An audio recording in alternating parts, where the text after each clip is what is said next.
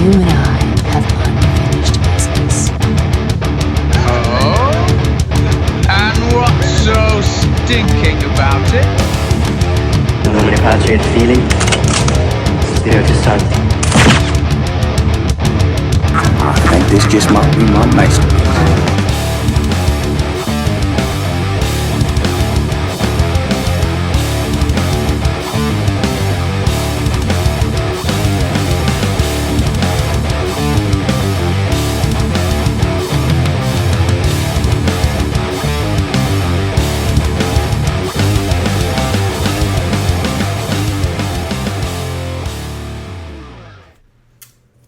Down said hut. Because I guarantee you, there ain't a bum on the street that looks as raggedy and ridiculous as what I'm looking at. This is no democracy. It's no dictatorship. I'm the law. You survive camp, you'll be on the team. If you survive.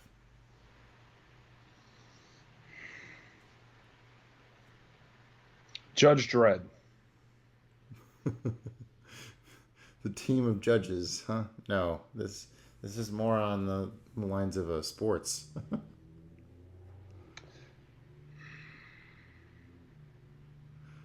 Like, were you thinking the newer one or the Sylvester Stallone? the newer one, because he has the girl with him the whole time.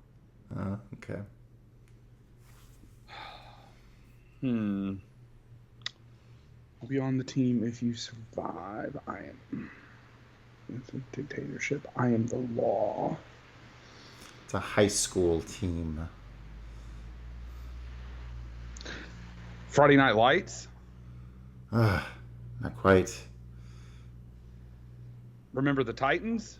That's the one. Well, I haven't seen that one, so. You've never seen it? Wow.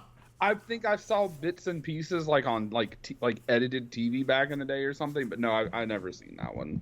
Oh my goodness. Welcome to the Average Joe's Movie Clipcast. This is Justin. And I'm Joey. Time for some football movies. Joey wanted to do some pigskin themed flicks this week, or this episode. So we were doing In Given Sunday first, and then Varsity Blues. Two movies I saw back in high school and I haven't seen since. So this was kind of a fun reunion. I had not seen Any Given Sunday. Probably if it wasn't in high school, it was shortly thereafter high school. I've probably seen Varsity Blues since then, but so long ago that I don't remember. Like, I mean, obviously there were things I remembered of that movie because I probably saw it multiple times and what have you, but I definitely remembered more of it than Any Given Sunday. But also, as a heads up, we do discuss our full thoughts on these movies. So if somehow you've made it 25 years without seeing both of these movies from 1999 and you don't want to be spoiled, skip ahead to avoid any spoilers. It did not dawn on me that they both came out the same year. Wow. Yeah, and if you want to, listen to us talk about movies, chime in. We'd love to hear from you. Just follow us on YouTube. Hit that bell notification whenever we post about once a month or so.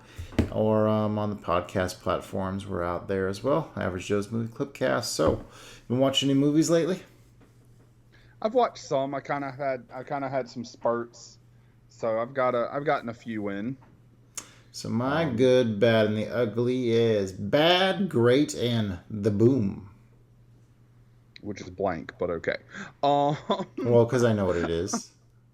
That's fair. I have. That is for me to know and for you Motherfucker. to find out. Oh, I like that. That's a good acronym. Yeah, I got Banff, Max to the Extreme, and my new favorite Dream Team. Fun. All right, let's go Banff. All right, so this is a movie called Kill. It is an Indian action movie, and holy shit, is the main dude a badass motherfucker. Is this another long one, like RRR? It's not as long as RRR. I'll tell you. So this movie is it's on a train. So it's another one of those great train movies, but The dude is like a secret commando for the Indian Army, and yeah, he basically hijackers come and he's trying to protect his fiance, and all of that kind of stuff, and he fucks some people up pretty good. This one is 105 minutes, so it is an hour and 45 minutes. So no, it is not as long as RRR. I still haven't seen RRR. Always meant to, but still haven't. As just to put this out here, that I like rank my movies for the year. RRR is number 1 and Kill is number 2. So so 2 Indian movies leading the way there. So yeah, no, if you want a very well put together action movie with some great action and all of that, definitely recommend Kill. It was very, very good. So yeah, definitely recommend. My turn. All right. Let's just get this out of the way. What's the bad? The bad. What was the bad? Oh, yeah, it's that movie I saw in the theater the other day that I wasted $85 on the tickets and the snacks. Beetlejuice. Gosh, this unfortunately was a big waste of time. So instead of this really being like a Beetlejuice 2, it was just like, hey, remember Beetlejuice with, these characters and these things you remember from the first one, with just not as, interesting. Yeah, those are the big complaints. Just wasn't a whole lot of extra creativity put into it. Like in the original Beetlejuice, like he would show up and he would like scare him or whatever. Like his Showtime moments. There was none of that. Every time he showed up, it just like things like just magically went away. So very disappointed. They jammed a bunch of extra characters in that no one cared about, and then it was just like a who's who of remember this from Beetlejuice, and even like the lip syncing moments were not nearly as effective as last time. So yeah, Beetlejuice was a bummer. I mean, I haven't seen it yet, and I mean, I probably still will once it's on streaming or something, but sometimes it's hard to recapture lightning in the bottle, especially 30-something years later, but that is sad to hear. Okay, how about Max to the Extreme? You want to take a guess as what this could be? Do you remember my last set of Good, the Bad, and the Uglies? Not exactly. All right, well, this would be Mad Max 2 and Mad Max 3. Okay. Because I finished that franchise. Yeah, so that would be Max. Okay. Yeah, Mad Max 2 and Mad Max Beyond Thunderdome. I saw MM2 and 3 through the highlight, and I was like, Mystery Science Theater, huh? So anyways, yeah, proceed. So yeah, the Mad Max 2, it definitely gave me more of an appreciation for Fury Road. And I feel like both Fury Road and Furiosa took a lot from Mad Max 2, and it is definitely very, very good. Definitely worth watching, especially if you want action and car chases and that kind of stuff. Mad Max Beyond Thunderdome. Well, for some reason they made this movie PG-13 instead of rated R, and like you got Tina Turner as your bad guy.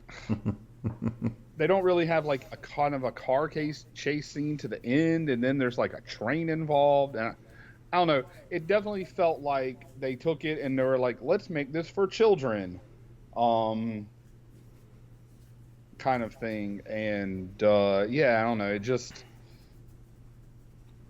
yeah, like if you're gonna watch them and you've never watched them before, and you've watched the other 4 movies or the other 2 in the original trilogy, like I guess watch it to complete it, but just know that there's a big step down in quality.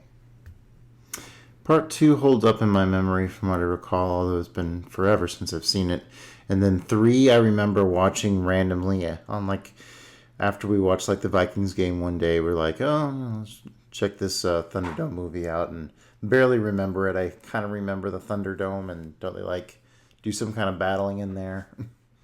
But barely. Like it's in the name, and then it's barely in the movie. It's such like a cock tease. Like, All right. all right, what's great? That was great. We watched The Dark Knight again, and like I've seen it like many a time, and you know it was a lot more cohesive this time, and like its themes of like chaos and like human nature. What? Were you not drunk or high this time? I read your review and you're like, it hit me better this time, or you know, like all of these things, and it's like, but it was always that. So I'm just so confused. Well, obviously it didn't come together. I don't know. It just for some reason it always kind of the scene where like there's like they fake Commissioner Gordon getting shot or whatever. Or, yeah, that part always seemed a little like to stick out a little bit. And then like I kind of always thought the scene of the citizens and the inmates on the boats was kind of cheesy, but that seemed to work a little better this time. So yeah, just like I always enjoyed the Batman parts, but like all like the substance of the story just seemed to kind of gel a lot better this time. So I mean, That's good. I mean, I could have been just feeling good, but yeah, Dark Knight worked a lot better for me this time. Sorry, I had complaints before. Look, after seeing some of the movies that you rave about, and the other movies that you diss, and then it's not surprising for you to just be like, yeah, this movie that everybody loves and is critically acclaimed is considered the greatest comic book movie of all time. Yeah, no, it just didn't click for me until like the 100th time I watched it. Didn't say it didn't click for me. It just certain nuances of it didn't gel. Okay, I'm just busting your balls, man. They're already sore. Stab it. Oh, cry me a river, you motherfucker. All right, what is my new favorite dream team? New favorite dream team. Unfortunately, as far as I know, there's only 2 instances of them teaming up, and this is Love Space in the Jam Afternoon. 2. What? Space Jam 2 with LeBron and Bugs Bunny. That's what you're talking about, right? I can't wait to hear what you thought of it. What are we talking about? Justin? What? Justin, I'm going to log off of this right now and just walk away. You bring up LeBron James in Space Jam again. I'm not a LeBron hater, but that movie was fucking trash. Get on with it. Anywho, this is Love in the Afternoon. It is the dream team of Billy Wilder directing and Audrey Hepburn as the leading lady. Oh, okay. And as you know, we watched Sabrina, I believe, back in season 2. And while this movie was not as good, and I do hold some of that because it also does not have Bogey in it, and you know that's just, I mean, Bogey is Bogey. But nah, this was a real fun and cute, you know, Audrey Hepburn, Billy Wilder rom-com. I mean, and if you've seen enough Billy Wilder movies, you know what to expect and how he does those. And Audrey is Audrey. Like, you know, you have to. She commands the stage when she's there. Why were you trying to look like Beavis there for a second? Beavis, this is Cornelio. But yeah, nah, it was. I'm trying to keep myself alive, alert, enthusiastic. I mean, drink a Coca-Cola, my friend, or a Monster or something. But yeah, nah, it was a lot of fun, and if you're looking for that kind of movie, especially if you enjoy Billy Wilder or older movies or Audrey, obviously, I would highly recommend. All right, what's the boom? All right, so yeah, been really watching a lot of comedies lately. Been exhausted at the end of the day. Just need a good laugh. I do need to get back into watching some more classic films, like what you had just been mentioning with Billy Wilder. But been watching a little bit more Kevin James movies. Saw Paul Blart Mall Cop, and had never seen Here Comes the Boom before. It's essentially that an MMA movie? Yeah, that's where he gets his shot in the UFC. So he's like this burnt out teacher, and like the school's music program is going to get defunded, and that's being led by the Fonz. And so Henry Winkler's in here, and he's pretty fun. And Kevin James figures out that he can really take some punishment. So he teaches this like group of immigrants to pass their citizenship test, and so that kind of gets him in on a gym, and so gets him trained and gets some fights under his belt. But yeah, real sweet, kind of like Rocky meets like School of Rock kind of movie. You've definitely seen it before, but kind of neat to see a funny guy in the Rocky role as that underdog fighter who you love to pull for. So Here Comes the Boom on Netflix. Not a bad time. Gives me. How much did you watch Friends back in the day? Barely at all.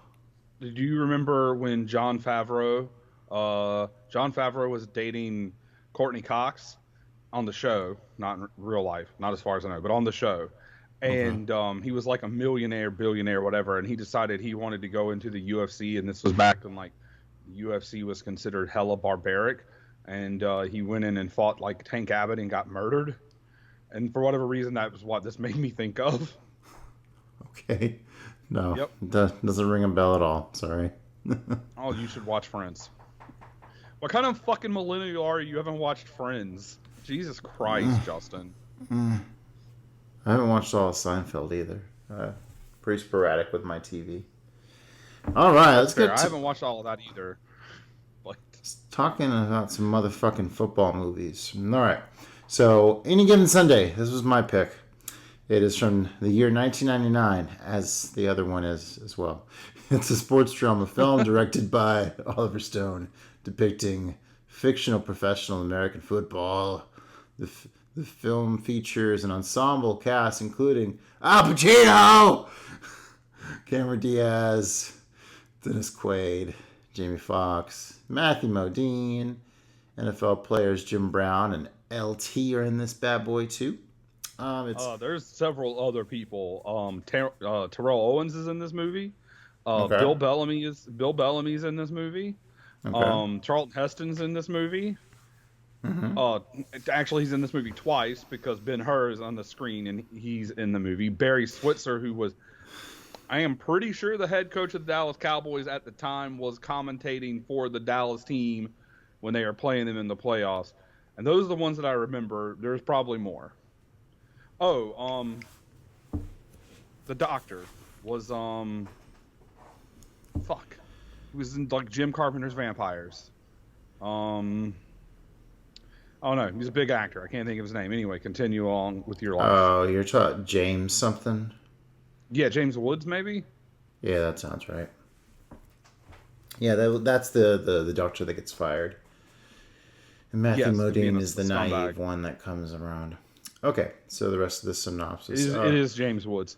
Oh, and Elizabeth Berkley. She was in the movie. John C. McGinley. There's a lot of people. It's a long movie. Kind of goes on and on. And also a lot of other random football players just throughout. Continue. It's partly based on the 1984 novel On Any Given Sunday by NFL defensive end Pat Toomey. The title is derived from a line in the book, also used in the film. The team can win or lose on any given Sunday, cited by the fictitious coach Tony D'Amato. The quote itself was originally derived from the statement made in 1952 by NFL Commissioner Bert Bell and the league's devotion to the financial and competitive parity. Interesting. Okay. Some fun facts that Mr. Joe would pull for us. Dennis Quaid's character Cap Rooney's house is really Miami Dolphin quarterback Dan Marino's house. That is a fun fact. Fun fact, since the fictional team, the Sharks, are in Miami. Laces out.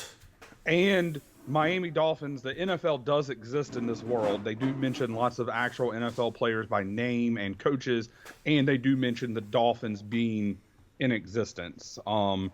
Also, this isn't in the fun facts, it was just a thing that I noticed. Willie Beeman's number, which is Jamie Foxx, is 13, which is Dan Marino's iconic number. So. Oh, okay. From an editing point of view, there are over 3,000 cuts in the film. That makes a lot of sense. As I flick back through it, most of the time I landed on a blur. So yeah, yes. There's so many cuts. I, of course, watched this with Carl, and we watched this with our friend Brooke, and that is one of the things we both talked, all three of us talked about, was there were so many cuts. And like, I get the reason why, like they're trying to show like the speed of the game as a blur and all that kind of shit, but it was very disorienting. The home of the California Crusaders in the movie is a pro player stadium, which is where the real-life team, the Miami Dolphins, play. Oh, is that the one with the purple and green or whatever? I think so. And actually, I think that might be where the Dolphins used to play, because I think they've got a new stadium since this movie Hard came Rock, out. yeah. Hard Rock has a lot more like awnings and stuff on it, so... Okay, so yeah, that was probably the old Orange Bowl. Okay, so yeah, let's dive into Any Given Sunday. So yeah, style, lots and lots of style, with over-exaggerated colors and Dutch angles for reasons, and constant cutting and blurring and lightning. Yeah, lots and lots of style. Thanks, Oliver Stone. Did you notice that he was in the booth commentating on a couple of the games?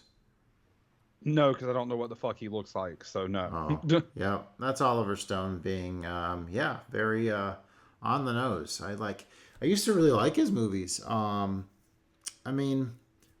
So the only ones I've actually reviewed is Platoon, and I guess this, and yeah, these are very on the nose. So I'm kind of curious to dive back into Oliver Stone to see, what I think of the rest of his oeuvre.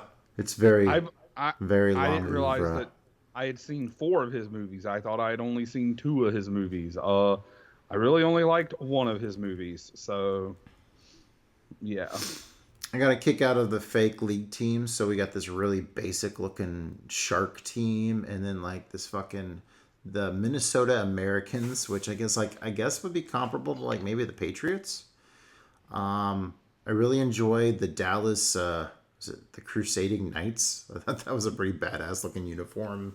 I thought the uniforms were terrible. Like they looked like something straight out of like high school, the USFL or something. But in their stadium, where they, instead of just a logo in the midfield, they had like from the 40 to 40 had the yellow rectangle stripe thing. Yeah, that was awesome. Yeah, that was dope. That was cool as shit. That sadly might be the coolest thing in this movie, besides Elizabeth Berkley being naked.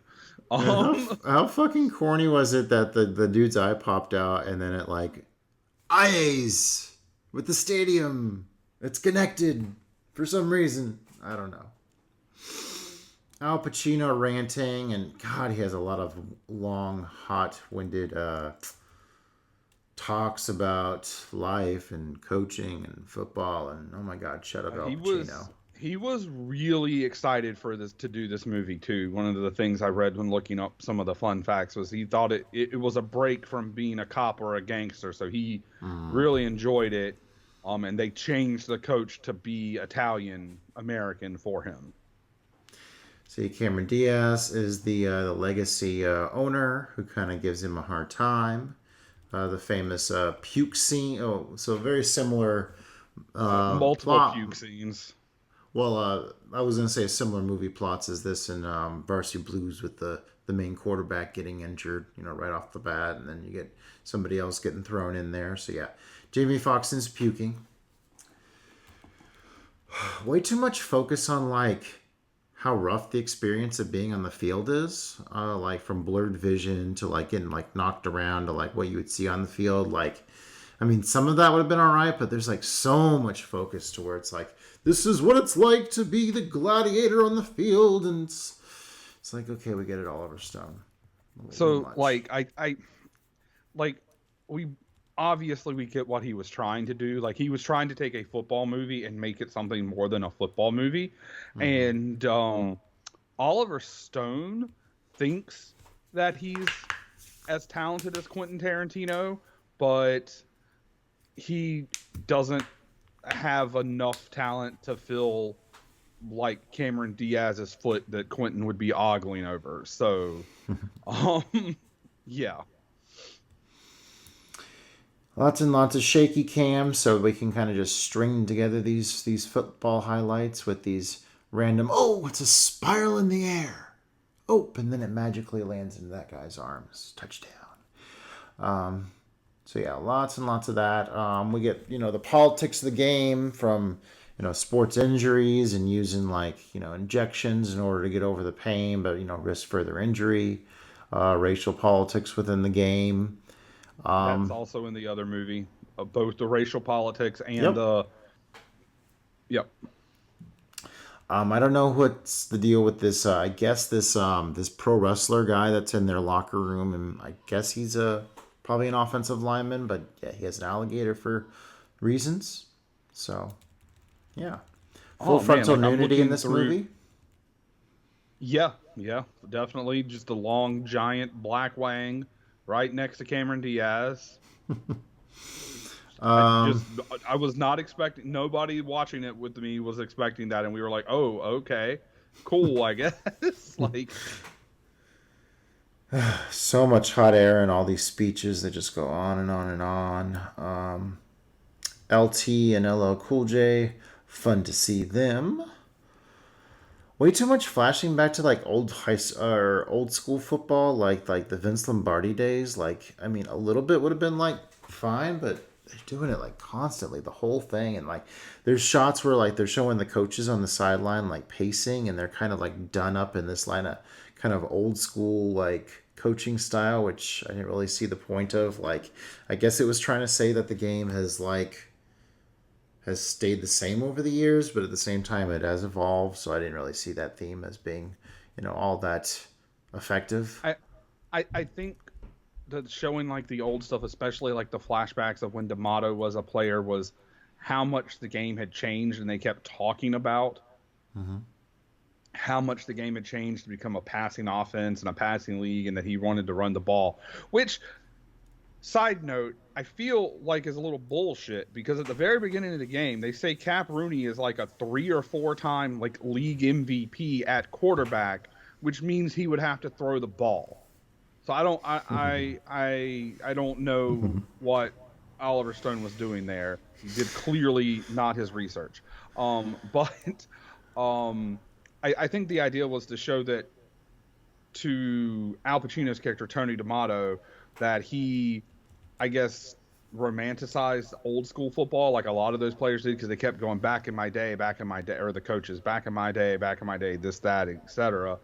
And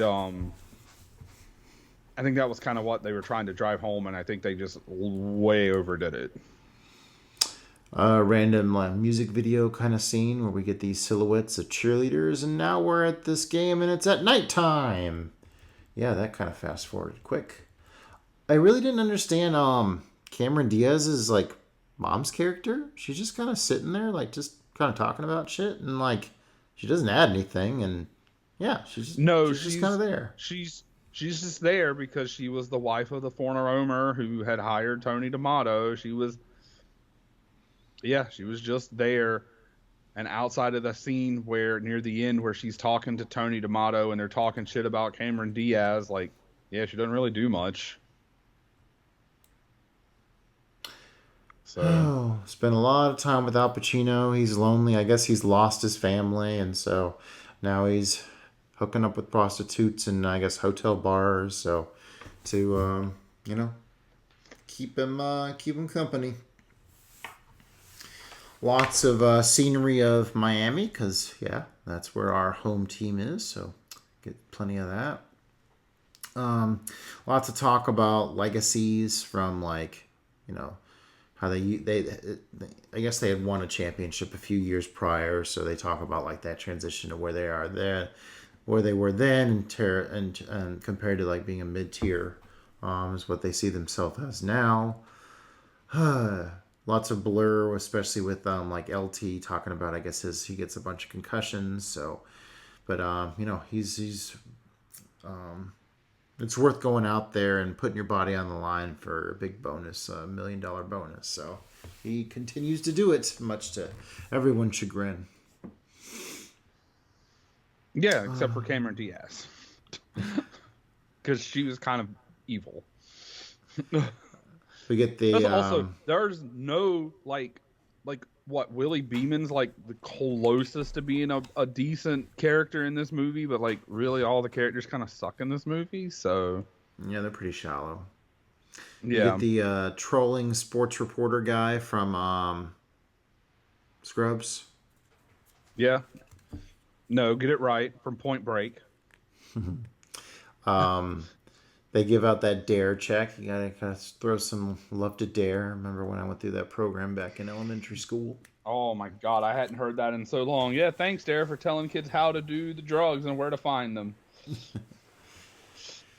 Oh, I haven't seen this conflict before. We got a coach that's not happy with the way the quarterback is running the plays on the field, changing the plays. Oh man, that's in another movie that we're gonna talk about soon. Beeman's got the girls creaming in his music video, so Yep, style, that's lots and lots of style. Things I moved from this movie was my name's Willie Beeman and I keep the ladies creaming. That, and I remembered LT cutting the car in half with the circular saw. Yeah, because he's throwing some major disrespect about how it's all his show now.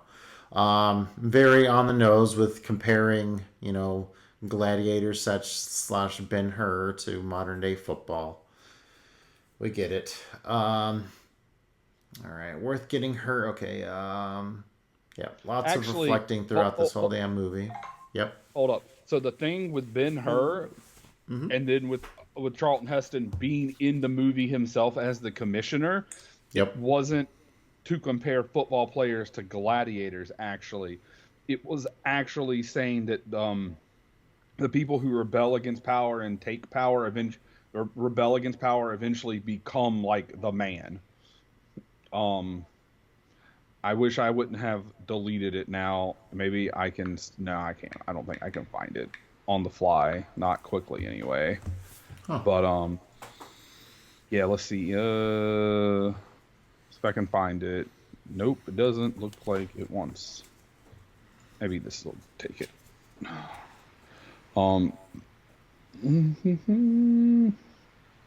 Okay. Ooh. Yesterday's rebels become the establishment. That's what it's supposed to do. And then Charlton Heston agreed to appear in the film and granted permission for his image in Ben-Hur to be used. So, yeah. Okay.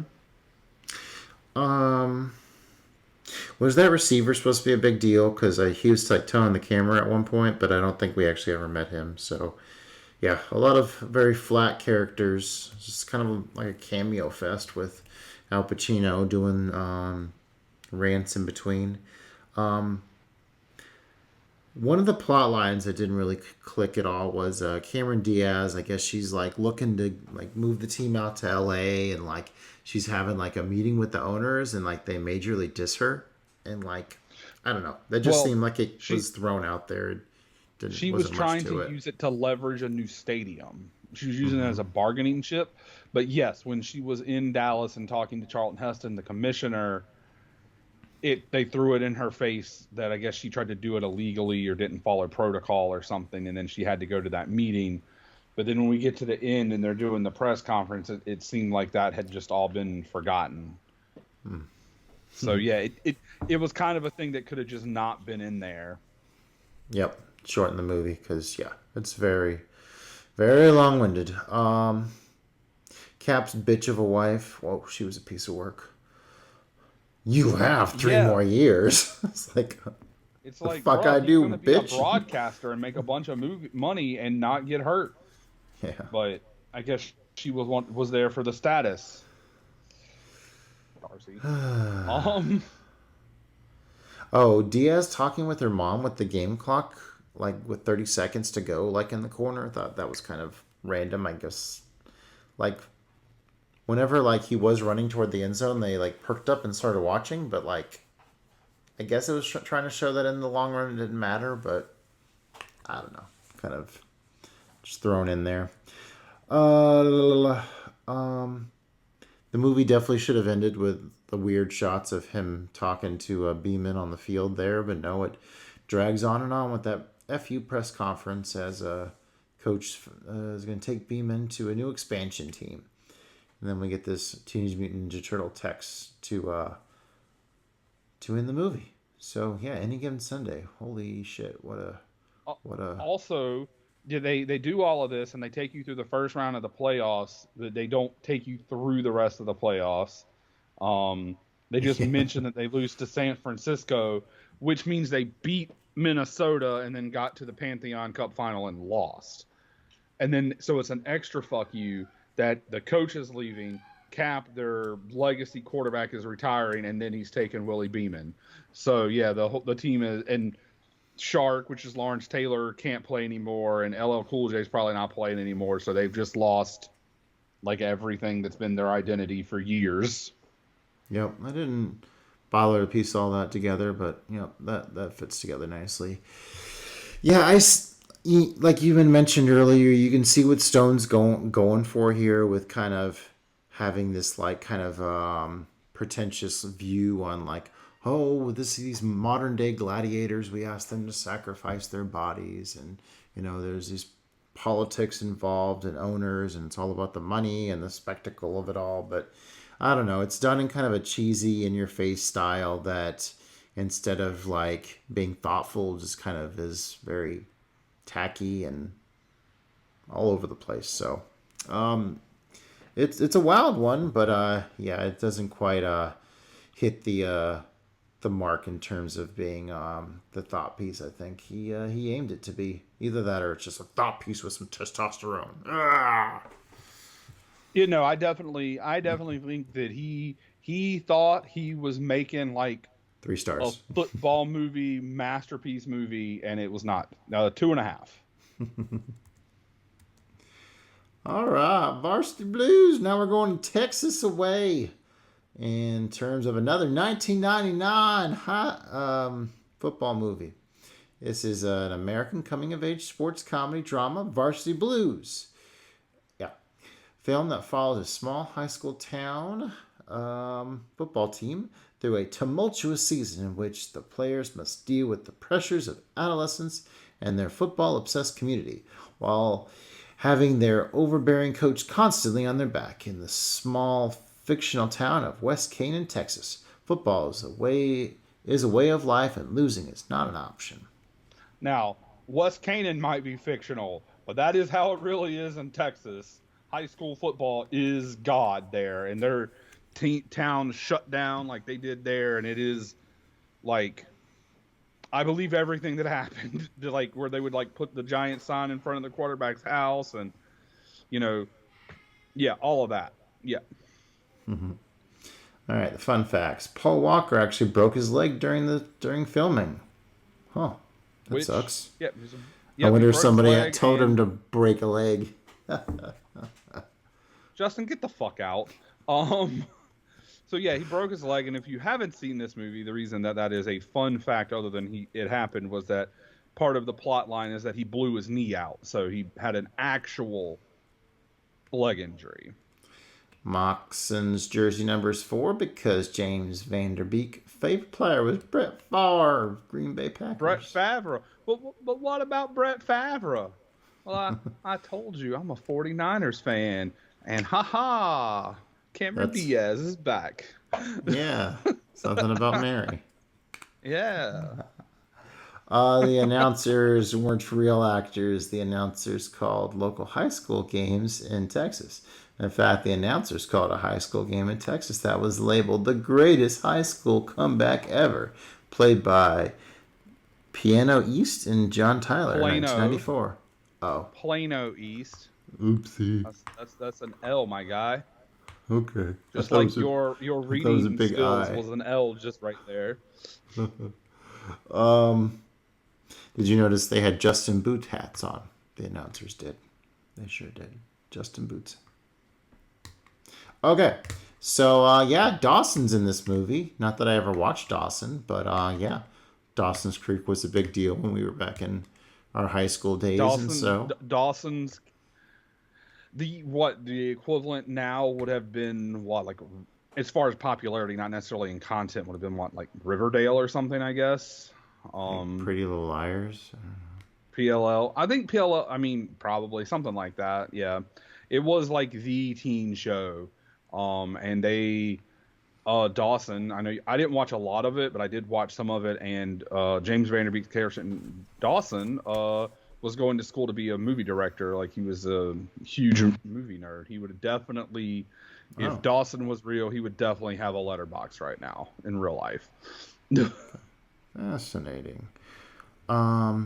Yes, I remember watching this a bunch on cable. I remember when it came out, like, back in the day we had VHS, you could tape it. And yeah, watch that washing machine and whipped cream bikini scene plenty of times. Not the strip club scene? Not as much, no. Just really, really liked Allie Larder. What can I say? Wasn't into the weird teacher that happens to be a stripper as well. You weren't. So what you're saying is you weren't hot for teacher. Sorry. I just figured you being 14, 15, the actual nudity would have been enough, or you would have been like, "Oh shit, the actual titties, let's go." I don't know, what can I say? I mean, this was back during not Fatal Attraction, but like Cruel Intentions. Is that the name of that movie? Cruel Intentions was like a year before that, yeah. Yeah, so that back in the day when we didn't have the internet to rely on and we had the Sears catalog and little snippets of these little movies that we would enjoy and and now we're bringing something about Mary back up with the Sears catalog. Is that hair gel? Bro, Cruel Intentions. That was my shit. I was obsessed with Sarah Michelle Gellar because of Buffy. But that's what I was saying. Like, you're used to not seeing the real deal or watching it on Channel 99. For you that are young that don't know, that's how we used to have to watch porn. It was scrambled. Yeah, and you didn't know. Ooh, yeah, you didn't know if that was a knee, a boob, an elbow. You just kind of had to guess. So Skinamax. That's why. Well, Skinamax, you got to see at least the top. That's what I was saying, the actual nudity. I'm surprised that's why, 14 and 15-year-old Justin wasn't rewatching that part. But fair enough. I mean, Allie Larder is Allie Larder, so. John Voight's total maniac is the crazy curmudgeon head coach here. Top tier movie villain. Just one of the worst movie villains there is. Yeah, just he's quite the bastard. Oh, okay. So Mox is dead. So Mox doesn't really even care about being on the team. Paul Walker's the star QB, but Mox, he gets to be there because I guess his dad is like really into the program and he makes him essentially. And then his little brother is like, he enjoyed playing. Remember, he enjoyed playing football, and Paul Walker went to Lance Harbor. Yeah, like all the main characters, they had all been friends growing up, and then Mox is also dating Lance Harbor, Paul Walker's younger sister, who's Amy Smart. So, not a fan. Didn't like her in some of the other movies where she was just actual blonde. I don't know. She's just so snarky. I don't know. Not into it. I guess strong, independent woman. I guess wasn't working well for me on that character. Moving on. I'm Please continue, sir. I have nothing to add to that comment. Please move on to the next thing. It was just an impression. Moving on. Okay. So tell me about whipped cream and Jerry's. It was actually shaving cream, but it's whipped cream in the movie, but it's shaving cream so it doesn't show any bits and stays there. So Jonathan Moxon has to be like the most strong-willed 18-year-old star quarterback in the history of the world. Because I don't know many 18-year-olds that's turning down head cheerleader, naked except for whipped cream. Yeah, I don't I'm not want saying your they're- life. That was a different part of the movie, my friend. But yes, you are correct. It's still in the same movie. It counts. All right. So, okay. So they got the whole little William Tell competition, which is kind of fun because Mox don't give a shit, so he breaks his dad's nose. Where Paul Walker knocks it off of his dad's head quite easily. I don't think it's so much that he doesn't give a shit. I mean, I think that's part of it, but also they're all throw the ball, Mox, throw the fucking ball, do it, and it's just all of this pressure. And he's like, fine, I can throw the goddamn ball, and just zings it. So Sports injuries definitely a part of this movie, like we had mentioned with the last one. The same kind of deal where they gotta decide you got whether to Billy go Bob take the with- needle or yeah, not. Billy Bob hurt, and of course the coach is all like, I only care about my state title, or division title, excuse me. He's running his 23rd district championship. So then he blames Billy Bob for getting Paul Walker hurt, even though we had already seen Paul Walker taking the shot and his knee was all fucked up. And Yep. so, yeah, another. Coach, like I mentioned earlier, coach's play is not getting followed by the new QB, so conflict there doesn't ever really get resolved. And yeah, we didn't really talk about that in any given Sunday. The fact that so he complains about how like he's not following like the plays, and then the team won't follow him, and so he steps out and he gains an appreciation for Cap's game, and then he goes in there and plays the same game, but they win. So nothing really ever changed. He apologizes in the huddle, and he's like, "Hey, this isn't me." Da da da da da. And then he does call the plays, like he runs the plays that Tony D'Amato was calling. But the backside of that, we forgot to mention that Aaron Eckhart was in the movie, and they had brought him in from Minnesota to be the OC and eventual right, and that's a really half-baked plot line as well. Yeah, he was the new coach in waiting, and he is wanting to call like maybe like the air raid or just a more spread style offense, and they're not doing it. But again, I go back to Cap was a multiple time MVP, so clearly they threw the ball. So whatever. All right, so yeah, you had mentioned the star QB gets their own billboard, gets switched over to Mox's house once he takes over and leads the game-winning drive. From what I recall. Yeah, I mean a couple, and then yes, Darcy, which is Paul Walker's girlfriend, decides she wants to be with Mox, but that's because she saw Paul Walker as a way out of West Canaan, and now she sees Mox as a way out. But Mox is trying to go to Brown, go to the Ivy League. Hey, we saw that theme in remember in Who's Got Game when the chick was like trying to hook up with the dude so she could escape. Vaguely, yes. That's or at least he was like back in season 1, guys. Go and check that episode out. Connections. Go back into archives. Yeah. Jesus. All right, sex ed teacher in the strip club. Joey really likes this scene, so I mean, break it down for us, brother.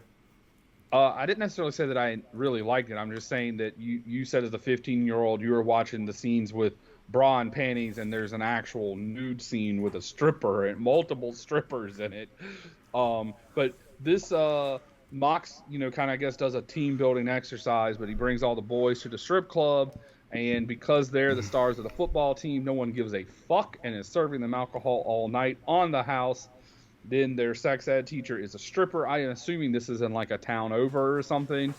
Since it's a small town that people would know that the teacher is a stripper, but oh yeah, and then Mox goes to that convenience store and they switch out his cokes for beers or whatever. Yeah. So while Tweeter is stolen the cop car and is riding around naked with like 3 chicks.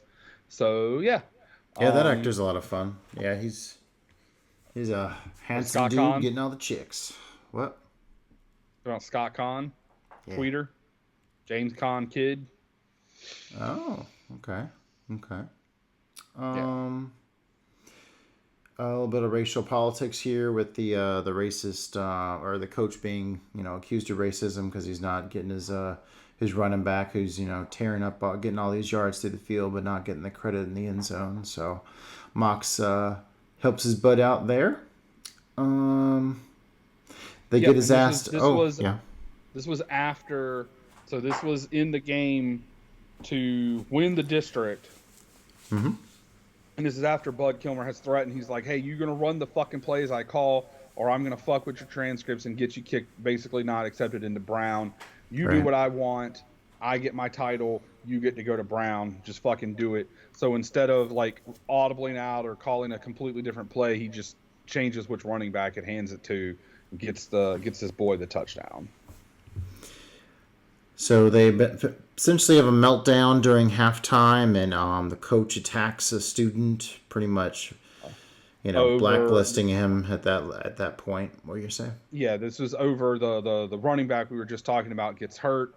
He like ripped his quad or something, and they were going to give him the needle, and Mox was don't do it, and then Paul Walker was like, don't do it, and basically they were all like, if you give him the needle, none of us are playing. Mm-hmm. And Mox even was like, yeah, I'll give up my scholarship to Brown if it keeps that needle out of his knee. And then John Voight he attacks Mox, and then they pull him off, and then they go back out and play the second half without him. Yep. And they have a good old time playing some football. Hero hits. Yep. Yeah, there goes my hero hits. They run the oop to oop, which is a play they tried in practice before, and they're running 5 wide receivers, basically running the air raid, and no one knows what hit them, and then they run the hook and ladder, and Billy Bob is the conquering hero, and Mox says he never plays football again, which doesn't really make any sense. It was they won the district title, which means they would have went to the playoffs, and he would have had playoff football, unless them not having an actual coach kept them from being able to play. But of course, the very memorable scene of him always trying to stop the clock by throwing the football at the mascot definitely stuck in my mind all these years. Whether it be the cowboy on a horse, or I think one's like a yellow jacket or something. Yes. That's one of the iconic scenes, obviously, the whipped cream bikini. Everyone knows the whipped cream bikini. But the other one is from the game. This was an MTV film, wasn't it? Yeah. The other one is like him taking his helmet off in the game where they're getting their ass kicked after they're drunk. And then, of course, him turning around and gunning the football with the overlay of I don't want your life. So, even though that wasn't at the same time, but yeah. Definitely more of a so it's a solid high school football movie for sure. Definitely more of the date variety over maybe, solid amount of sports in there too. But it definitely would make for a good date movie back when it came out, and it was fun to revisit it. Hadn't thought to do so in quite a while. So I have a fun fact for myself about this movie. Okay. So when this movie was in theaters, we still here in Florence had a movie theater in the mall. We had, at the time, we had the Julia, the Capri, and the movie theater in the mall, which I don't remember what it was called. We went to the movie theater in the mall, me and a friend, and we bought tickets to Rugrats in Paris, and instead went and watched Varsity Blues. Fun. And then, so there's a line near the beginning of the movie, and I did not know this, but I don't know if you remember from Schlock Talk, the Christmas Shark. Not one of the shark movies, the one with the metal shark. I can't remember the name of it. I did it with my friend Sarah from the Run It Back pod. So anyway, me and her were talking about this movie because they had done it on their podcast back in the day. There's a line where Mox is with his girlfriend, and he's talking about, do you want to, her liking trains, and you want to go to the train. So they're not actually talking about going to see trains. They're talking about going to hook up on the train tracks.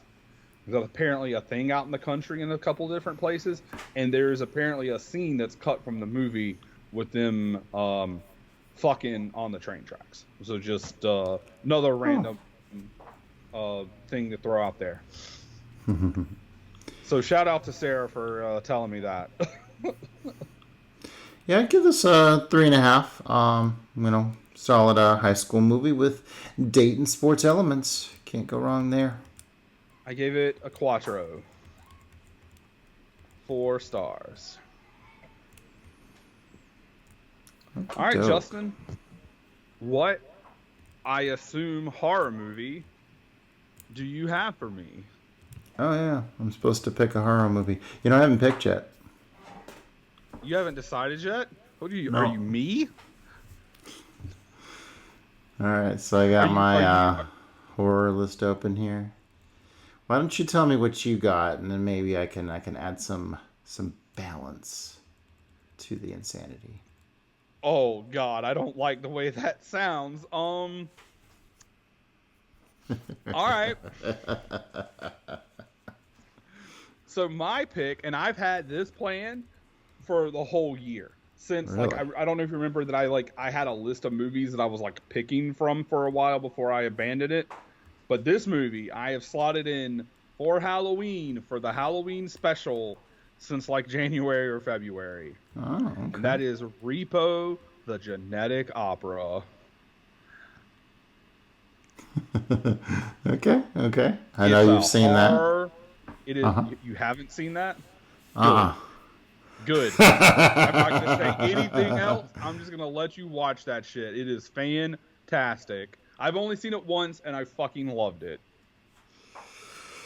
Oh my. Okay, so we got a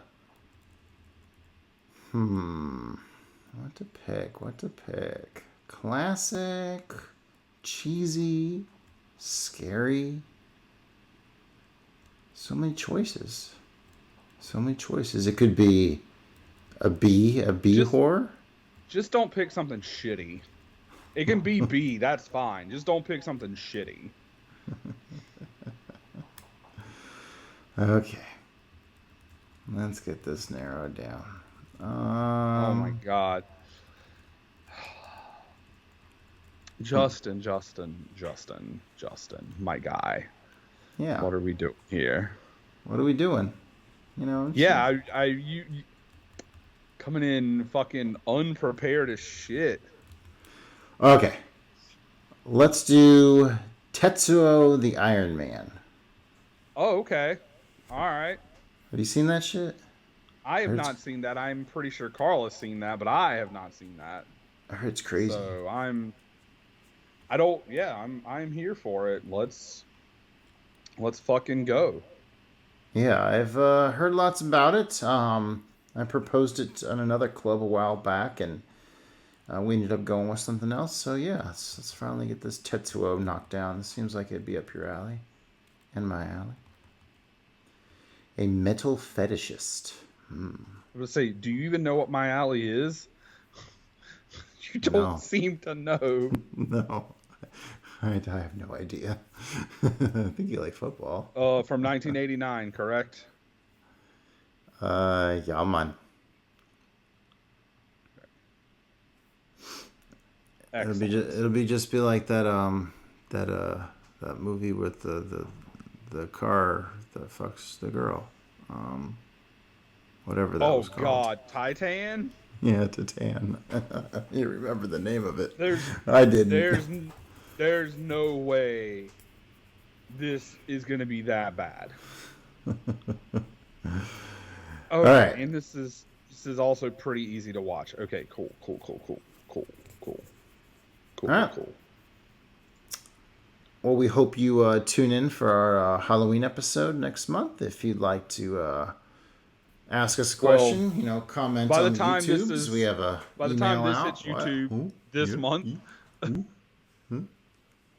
What? So by the time this hits YouTube in the next day or two, it'll be October. So that episode will be this month. I'm so glad you cleared that up. Yeah. Thank you. Yeah, you're welcome. I can't help that you're blonde and don't understand English. All right. On that note, I got your fucking football movies watched. Good night, sir. Skull. What do we like to do this show, Joey? we love talking about movies and not my pro football teams this year. Let's not do that Oh yeah. because they suck ass. Yeah, we didn't even get into them.